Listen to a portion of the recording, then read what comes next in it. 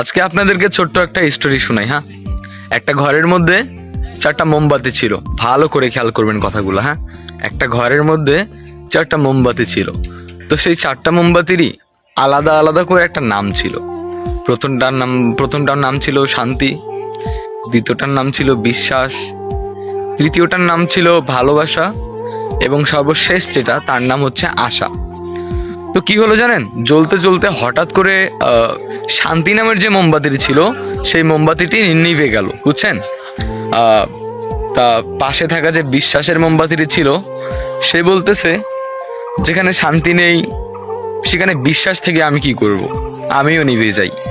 তারপরে কি হলো, বিশ্বাস নামের মোমবাতিটিও নিভে গেল। তো কিছুক্ষণ পর জ্বলতে জ্বলতে ভালোবাসা নামের মোমবাতিটি বলতেছে, যেখানে শান্তি নেই, যেখানে বিশ্বাস নেই, সেখানে তো ভালোবাসার কোনো মূল্য নেই। ভালোবাসা থেকে আমি কি করব, আমিও নিভে যাই। তো 4টা মোমবাতির মধ্যে 3টা মোমবাতি নিভে গেল। কি কি নিভে গেল? শান্তি, বিশ্বাস, ভালোবাসা নিভে গেছে। তো আধা ঘন্টা পর ওই রুমটার মধ্যে একটা ছেলে আসলো।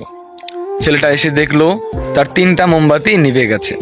তো সে কি করলো, আবার লাস্টে যেই মোমবাতিটি জ্বলতেছিল, মানে যে আশা নামে মোমবাতিটি জ্বলতেছিল, সেই মোমবাতিটি দিয়ে সে আবার পুনরায় সেই 3টা মোমবাতিকে আবার জ্বালিয়ে দিল। তো আবার 4টাই জ্বলতেছে। হ্যাঁ, তো এই গল্প দ্বারা আমরা কি শিখতে পারলাম?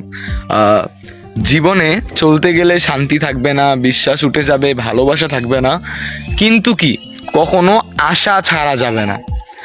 আপনি জীবনে কি করছেন, কি করেন নাই, কি করবেন, এগুলো কখনো ভাবা যাবে না। আপনি যেটা করতেছেন ওটা কন্টিনিউ করে যান, আশা ছাড়বেন না। স্বপ্ন থাকা ভালো, স্বপ্ন দেখুন, একটা আশা রাখুন মনের মধ্যে যে না আমি পারবো। ওইরকম করে যখনই সব কিছু উঠে যাবে, নিভে যাবে, সব কিছু মরে যাবে, তখন একটা জিনিস ভালো করে মনে রাখবেন, আশা ছাড়া যাবে না।